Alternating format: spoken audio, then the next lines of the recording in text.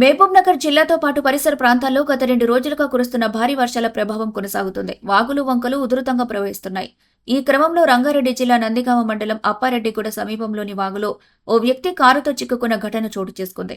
వాహనం నీటిలో చిక్కుకుపోయిన విషయం గమనించిన స్థానికులు అప్రమత్తమై ముందుగా డ్రైవర్ను సురక్షితంగా బయటకు తీశారు.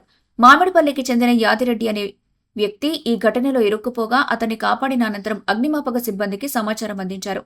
వెంటనే సంఘటనా స్థలానికి చేరుకున్న ఫైర్ సిబ్బంది వాగులో చిక్కుకున్న కారును బయటకు లాగారు. ప్రస్తుతం అప్పారెడ్డి కూడా మామిడిపల్లి వీర్లపల్లి మార్గంలో వాగు ఉధృతంగా ప్రవహిస్తుండటంతో ఈ గ్రామాలకు రాకపోకలు అంతరాయమవుతున్నాయి. గ్రామస్తులు ప్రత్యామ్నాయ మార్గాల ద్వారా తమ గమ్యస్థానాలకు చేరుకుంటున్నారు.